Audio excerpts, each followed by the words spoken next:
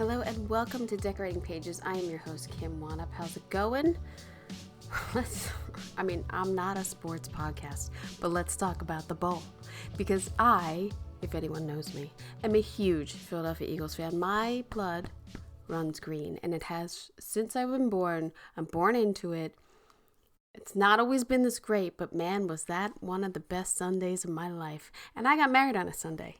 So I'm just saying it was fantastic. My only problem was I was on an airplane going to Costa Rica.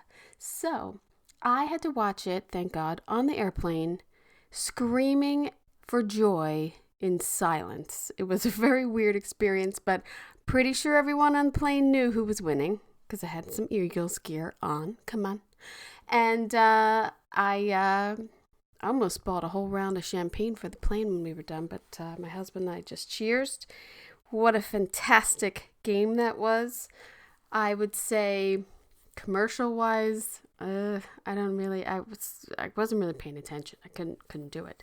I think the design of the halftime show was interesting. I am not really a Kendrick Lamar fan. I've listened to many observations about his performance and what it meant, and I get it, and I'm for, being a little controversial, little message in there, I'm in. I wish it was like last year, like Usher, like I got up and sang every song. I want something a little bit more relatable to me. That's just me. So there's my old timer input there. So yeah, but that was a fantastic Super Bowl. And so I was away, and while I was away, I wasn't going to put out a podcast this week because I just got back this morning, Monday, at like 6 a.m. But I thought about this a little bit over the week of like, oh, the Oscars are coming up. The ADGs were Saturday. The BAFTAs were this weekend. So I thought, let's just talk a little bit more about the Oscars since it is the last day to vote for Oscars. And I know from being a part of the Television Academy that most people vote on the first and last day. So I thought I'd give a little input, maybe a little influence, and maybe just have people listen to people, some of the nominees who have been on the podcast to help, persuade their votes. That's all. So we'll get to that in a second. Let's talk about the Art Directors Guild winners. It was a Saturday night. I was kind of bummed that I missed it. I'm more bummed I wasn't nominated, let's be honest. But I really like to go to that event. You see so many people in our industry and so many friends just pop up and it's just a good time. It's really long though. It's a really long night, and you look forward to going over to the Roosevelt for a drink afterwards. I think that's one of my favorite parts. But and every time you go to the bathroom, you see somebody it's fun, and you get dressed up, and hopefully everybody's having a good time. What am I at? Number 8? I think I've been nominated 7 or 8 times. I've never won, but I've had a great time every time. I will say that it's a good event. So let's talk about their winners. Fantasy film was Wicked won. This isn't a weird thing. I don't have all the films together. Sorry, they published it this way. I don't know. 1 hour fantasy Fallout. TV limited series The Penguin. Period film Nosferatu. 1 hour period single camera Shogun. Variety special Dick Van Dyke 98 Years of Magic. Variety or reality TV series Saturday Night Live. Half hour single camera What We Do in the Shadows. Multi-camera Frasier. TV movie Unfrosted. Animated feature The Wild Robot. Commercials Apple Pay plates. Music video Kendrick Lamar Not Like Us. Contemporary film was Conclave, and 1 hour contemporary was Squid Game. So yeah, congratulations to all of those winners. And I should say 8 of these you can hear on the podcast. You can hear the designers and decorators talk about Fallout, The Penguin, Nosferatu, Shogun, Dick Van Dyke, What We Do in the Shadows, I think was a season ago or so, Frasier, and Conclave. So yeah, you can listen to all of those people talk about these winning designs on previous episodes. So I hope you enjoy that. As I said, today is the last day to vote for the Oscars. And the Oscars to me is something that has been in my life since I can remember. I watch it every year. It is a part. I think I missed it 1 year ever. I think I was traveling or something. And it just is meaningful to me to appreciate these crafts, to get excited about seeing the celebrities. And I've read so many books lately about the history of the Oscars and how it all came to be and the importance of it. And at first it was just kind of a way to get people involved, and then how it evolved over the years. So let's talk a little bit about a little bit of history in my perspective. This is all my opinion. I'm going to make this quick. It's not going to be a long episode today, but you have 5 nominees. In the past, in the 30s and 40s, you used to have 10. You used to have the black and whites and the color films be, not judged against each other and were voted upon separately, which I think was pretty fair. And I think that's a fair thing.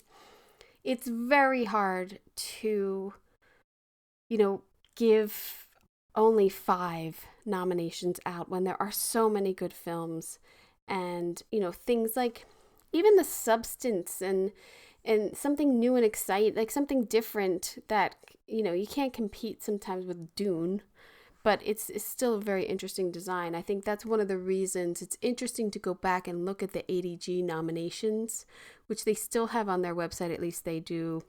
I'm doing this Monday night. They still have all their nominations and all of their submissions on there, all of their boards and pictures of their sets and all, to look at what's being achieved for each project and how much work is going into each one. I find it fascinating. If you're listening to this, you probably find it fascinating. So you can look at that at the adg.org website that they have, just if you want to check it out. I say it all the time. I look forward to it every year, looking at it.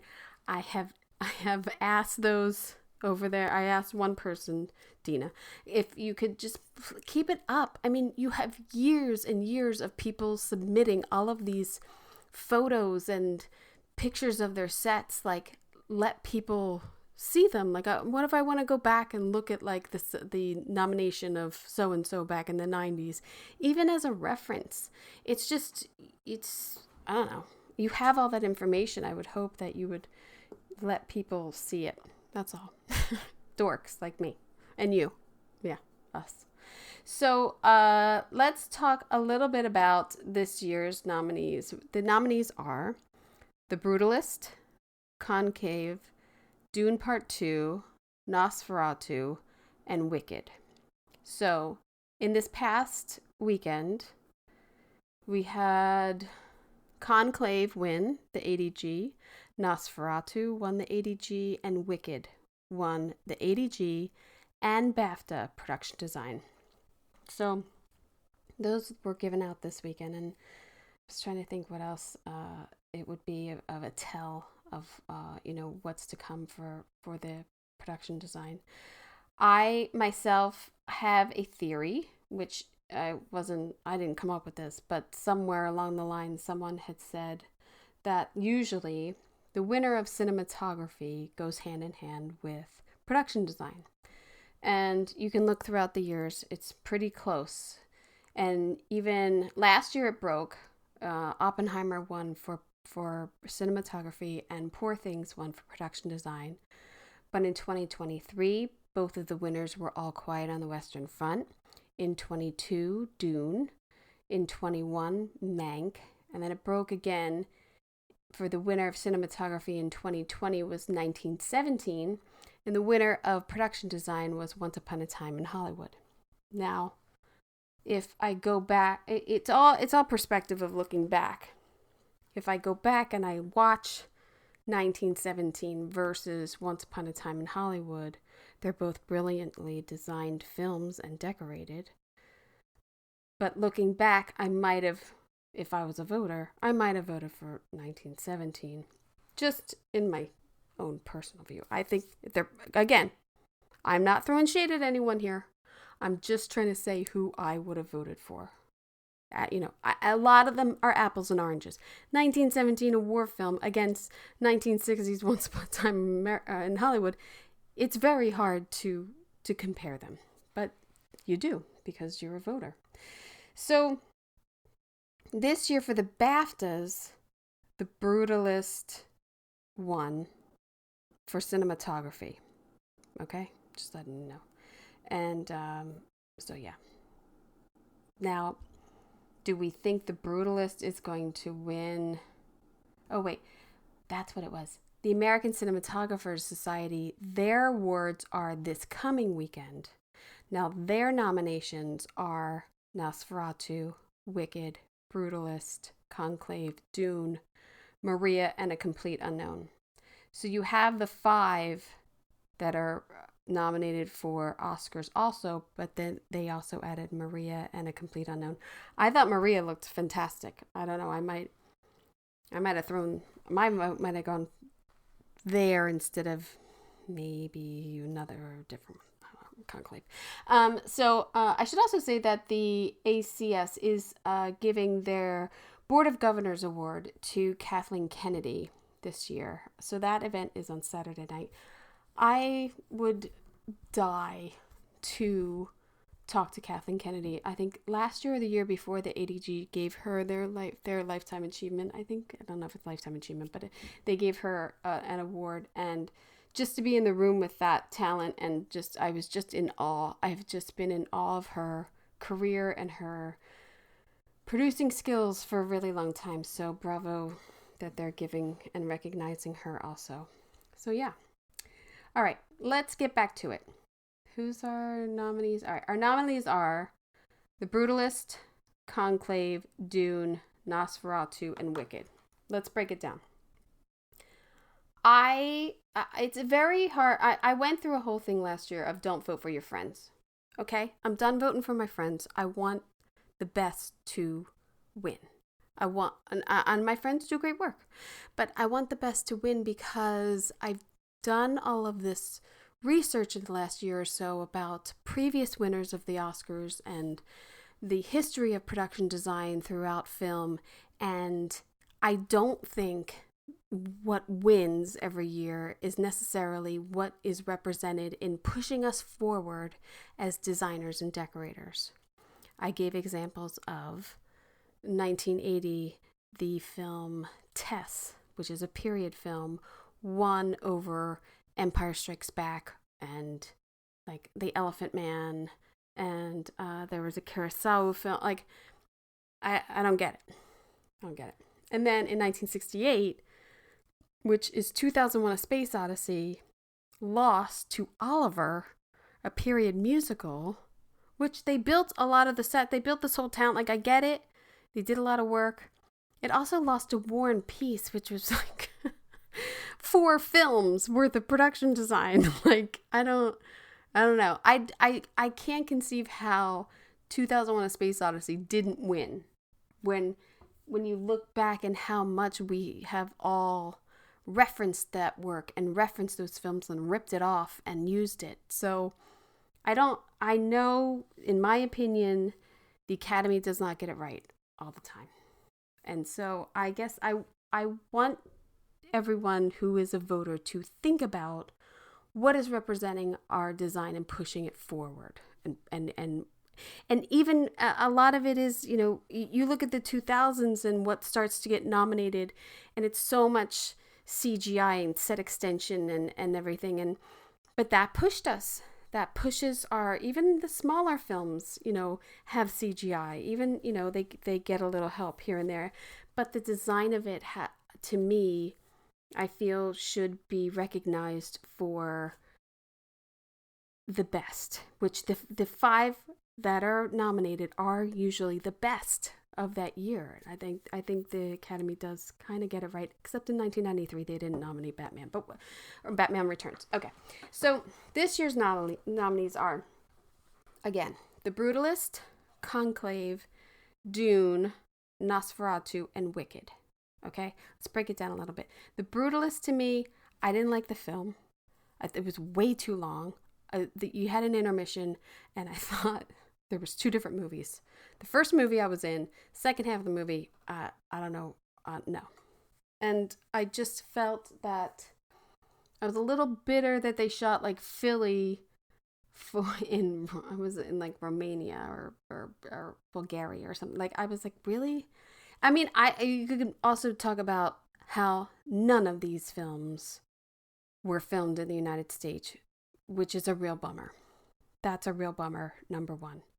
Not one of them was filmed in the United States, and that's bullshit. And especially when you're trying to do Philly. So that's, to me, the brutalist design and a film about a designer always gets our attention because we want to see what the designs will be and everything.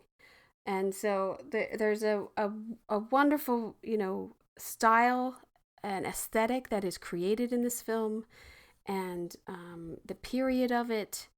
But to me, it's not pushing this category to me. Okay, I know. All right. Conclave, I thought was wonderful for a contemporary design, but yet the influence of these grand and opulent Italian spaces was great. And when I spoke to her, and I'd have to say that in the case of Conclave and Nosferatu, after speaking with the production designer and set decorator, I appreciated design even more. I understood a lot more about their research, about their process, what they actually built, what they did to locations. And so I'm hoping that when you listen to other of these interviews, or even any interviews that you read online, IndieWire does great things, and Golden Derby, and sometimes Deadline, like interviewing production designers, and you listen to what they actually did, I think that, that should influence your vote too. Conclave, for me, I had no idea they built a ton of what they did. I thought maybe it was a standing Sistine Chapel set over there. I have no idea. They had to rebuild the whole thing and paint the whole thing, and it's, a ton of work. I understand the nomination. I think it's great. Dune Part 2. I spoke also with Patrice and set decorator Shane Via, and I don't even know where you begin with that. I mean, that to me is above and beyond. I mean, that is you're creating a whole new world, and that again becomes so hard with how do you vote between a contemporary and a fantasy, future fantasy thing? It's very hard. I don't. It's why I'm trying to break it down with you. So Dune Part 2 to me pushes us. It gives us ideas. It pushes the design bar higher and creating all of these things. And intertwining it all with the visual effects. It's just, I think, a wonderful film. I think Dune, the first one that won in 2023, was it? I already said it. 2022, Dune Part 1 won.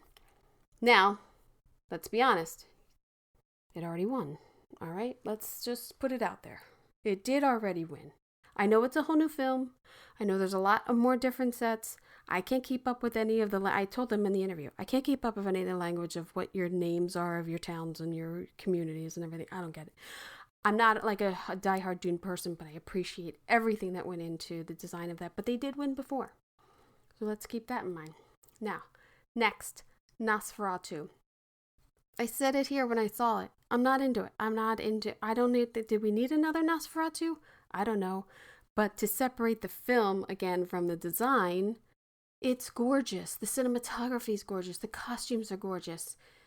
The details, when I spoke to the designer Craig and decorator Patrice, the details that went in, they made their own linens. I mean, they made practically almost all of the furniture was designed and built to recreate this period for them and their style. That's huge. It's a huge build. They built the whole town. He built a whole backlot basically for this little town, and showing the progression in the town and the set decoration, and it's a gorgeous looking film. I think, to me, cinematography, that and Dune, cinematography wise, would be my vote. So I don't know. So and then the last film we have is Wicked. So Wicked, I mean, has to be such a dream project. I was so close to speaking with Nathan, and the timing didn't work out, but I have the whole presentation ready for whenever I do. But Wicked, to me, pushes our design level higher. You have this Art Deco influence. You have an influence of a classic movie, which I think is 1,000 times harder to take over a project that is an iconic project that you need to not redesign, but reimagine with our capabilities now. I think the color palettes and the integration of other styles and design were just magnificent. And I think for me, my pick is Wicked. And that was way before BAFTA and ADG won. I just think Wicked is pushing us in a level of design that is award worthy, and obviously it is. But it to me, when you look at all of his drawings, I think it was Architectural Digest. He did a interview with, and he has so many of his drawings on there. There's actually a video of him like sketching in it. It's and I'm sorry, I'm talking about Nathan Crawley. He's describing how he came up with these designs, the planting of the tulips. Oh my God. And the red ones don't grow like the yellow ones, and making that in Munchkin Land, and their personal spaces and how it was decorated. And Lee, I think, just did a phenomenal job. I have no idea how you come from Wonka to Wicked, and I don't know. The dream of that for me is just like a career. That's it. If I did those two movies in my career, I'd be happy. It'd be awesome. So to me, my winner, my pick, if I'm an Oscar voter today, and it's the last day to vote, I'm voting for Wicked. To me, it pushes it. It gives it all. It's everything that pushes our levels of design and where we want to be. So that's my vote. Just letting you know. Babbled on a little bit there. And cinematography this year, Wicked isn't nominated. So obviously I don't think Wicked and they're going to be the same. I don't think cinematography and production design will be the same this year. I think Dune and Nosferatu would be a tough vote for me. It will probably go to the Brutalist. He just won the BAFTA. I guess we'll see how the American cinematographers vote this weekend. But Maria's also great. Emilia Perez is nominated also. Those colors and the intensity and the shadows that they give in that movie are great. The Brutalist is beautifully shot too. It really is. It is beautifully shot. You can't take that away from it. Dune, I mean, I just saw an article where they turned his shots into artwork, and he has like a whole art gallery of the Dune work. So the quality and the bar that has been set for all of our work is very high these days, and that's great. That makes me want to get out there and do it. I don't know about you, but I love it. I can't wait to see the Oscars and see what's going on. Any other, who do I think? I don't know. Actors, do we want to go into that? I don't know. I don't know. To me, I will say this. Best Picture, I think, is Nickel Boys. It's Nickel Boys. I don't know how it's not winning every single award. It absolutely is completely different than any of the others. Our Best Picture nominees are Anora, The Brutalist, Complete Unknown, Conclave, Dune 2, Emilia Perez, I'm Still Here, Nickel Boys, The Substance, and Wicked. For a while, I thought Wicked was going to take it. But Nickel Boys, to me, the way it's shot, I mean, that, to me, the cinematography of Nickel Boys is completely overlooked this year. You're doing a whole film in the perspective of the character. You don't even see the character's face till about halfway through the film. That's filmmaking. That's inventive. And the subject matter is so sad. I mean, I'll never watch it again. I said it when I talked to the designer and decorator. I'll never watch that movie again. It's called about The Brutalist. It's a brutal film to get through. It's like young boys in the South and Florida, and it's a true story, and it's fucking awful. I can't watch it again, but I would vote for it. I absolutely think that is the best picture. I do. Anora, it was really good. But Anora to me is like the underdog, probably not going to win, but it is a good film. The Brutalist, I already talked about. No. Complete Unknown was fantastic. Fantastic film. I think Timothée Chalamet should win. Did I just say Chalamet? That's really funny. Conclave, I think is a good film. I don't think it's Best Picture. Dune, again, great, but I'm not a Dune person, but I think it's a good film. Emilia Perez, I'm not in on it. I'm Still Here. I'm going to be honest. Only film here I didn't see. Nickel Boys, that's my winner. The Substance was a really good film, but it gets too weird. It gets way too weird at the end for it to be Best Picture, in my opinion. I wish it didn't go that far, but it's fantastic. And Wicked, I think, is a fantastic film all around, all of the creatives, everything working together. It would not surprise me if Wicked took it home. So yeah. I'm not going to go with writing. I can't call writing, and I'm never right. Actors, actresses. I hope Demi Moore wins. She probably won't. I think Jeremy Strong should win for supporting actor in The Apprentice. I think he was fantastic. And I think everything else is pretty predictable at this point, since there have been other... I think the SAG Awards are also this weekend, so that'll predict a lot. So yeah. So that's it. I am, as a voter, I just want you to push. I'm not a voter in the Oscars. As a voter in I vote for BAFTA, and I vote for the Emmys. And I voted for Wicked for BAFTA. I'm not gonna lie. But you know, BAFTA is a different kind of voting, though. It's not like, oh, you pick one and you're done. You pick them and then put them in order. So I picked all of the films. I just put them in order. So it's a really, I think, a very honest way to really vote. And they don't let you vote if you haven't watched the movies, which I think is fantastic. They give you the screeners online. You check if you watched it. And before you even start voting, they say, okay, pick all of the films that you watched. And then if you didn't say I didn't watch Conclave would not be available for me to vote for. Well, that's fair. I can't vote for it if I didn't watch it. That's not fair. So yeah, I'm all for the BAFTA way of voting. I think the Emmy should adopt it. And I don't know if the Oscars is like that, but I wish it was. So yeah. All right. Happy voting. Good luck with that. And I gave you a little bit of an earful here. I mean, it's Tuesday morning. What else you do? You got to commute. And that's it. All right. Well, have a good day. And I'll talk to you again. I'll see you later. All right. Go Birds. I hope you got an earful.